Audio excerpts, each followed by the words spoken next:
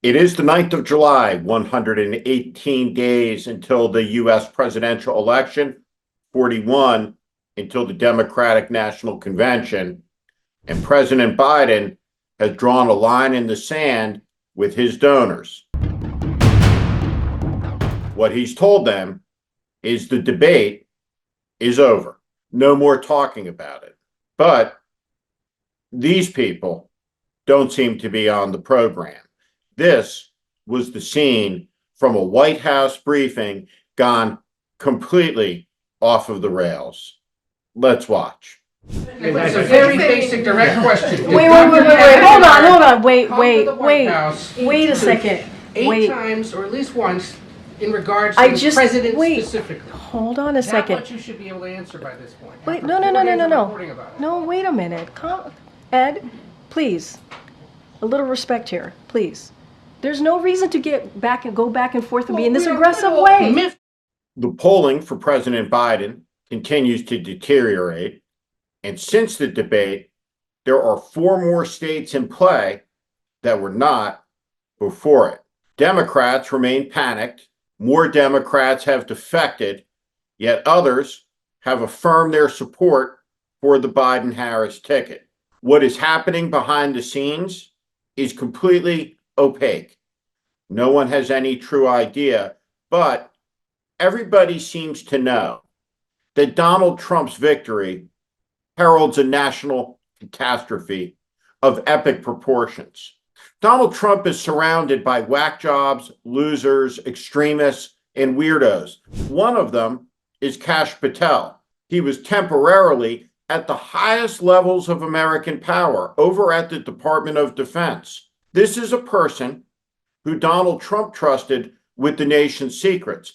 And here he is promising, well, there'll be a knock on my door in the middle of the night, and many others. I wonder where we'll be taken. Soon, Donald Trump will be making his selection for vice president. Remember, he tried to hang the last one, who won't support him in his 2024 cause to bring fascism to America. But there are plenty of other supplicants and aspirants. One of them is just turned 40-year-old J.D. Vance, the author of Hillbilly Elegy, the story of the white working class in 21st century America. J.D. Vance is a fascist who ran a fake opioid charity. J.D. Vance has talked down the country, has talked down the state. He's called for an American Caesar, the end of American democracy.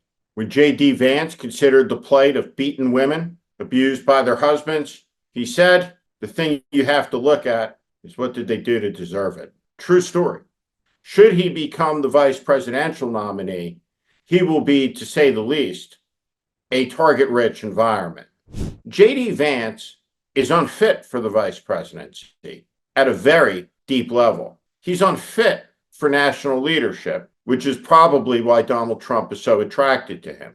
And yet, this ticket, this team of Trump and whomever is winning. It's leading. When is the last day that anybody, and I mean anybody, in the Democratic Party cocked back and threw a punch at MAGA or Donald Trump that connected? They are just not on offense. They are flat on their backs, supine. The president has made a claim. What he said is, I am the best and strongest person in America to defeat Donald Trump. I worry that the American people look at this and they think Joe Biden is a November problem and Donald Trump is a January one. I hope that's not the case, because Donald Trump's return to power is a harbinger of terrible events, not just here at home, but around the world.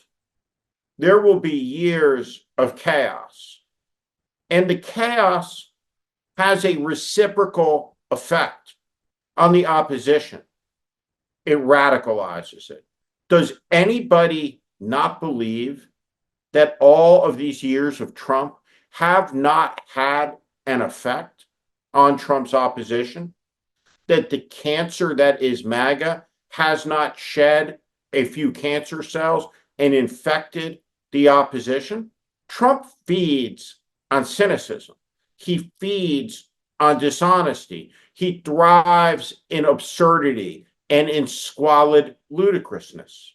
Donald Trump is like Godzilla. Nuclear power kills most monsters, but Godzilla ate it, drank it. It made Godzilla stronger. And such is the case with Trump. What would kill a normal politician off simply has made Donald Trump strong. I have a serious question for the Biden High Command. What is your plan to get past this, through this, out from under it? How do you propose to move forward afoot in the next 3 days? The truth is, there is none, except for an embrace of an ego that leads to an inevitable loss. James Carville knows what he's talking about. He says President Biden will lose this election. David Axelrod knows what he's talking about. David Axelrod has said President Biden will lose this election. Karl Rove knows what he's talking about. And Karl Rove has said there are cheers in Mar-a-Lago about the president's defiance. There is a difference between the cancer and the lameness of the cure, of the treatment. The cancer is the threat, not the ineffectiveness of the cure. The cancer is what will kill, not the medicine that doesn't work. This is important to understand because there is a manifest difference between Trump and Biden, even though nobody around Joe Biden can articulate it. Donald Trump hates his country. It's why he disrespects it. It's why he has slandered America's greatest heroes and martyrs who died, who gave the last full measure of devotion, because it doesn't compute for a malignant narcissist like Trump, who has never sacrificed anything for anyone, has never, not for a second, ever put anyone ahead of self. President Biden is lost right now, but we are not lost. The threat is bearing down. Though President Biden cannot see it, we can. And the threat is not President Biden. He's just an ineffective cure. The threat is Donald Trump, and he must be stopped. There are 41 days to the Democratic National Convention, and no matter what, 118 days from now, Donald Trump must be stopped. Full stop. It's all that matters. It's all that matters. Because what Donald Trump has said, what he's promised, is America doesn't make it for 4 more years. No, this cannot happen. And we must not let it. This is The Warning. I'm Steve Schmidt. This is The Warning. And I invite you to subscribe on our Substack, on our YouTube channel. Follow us. Welcome to the community.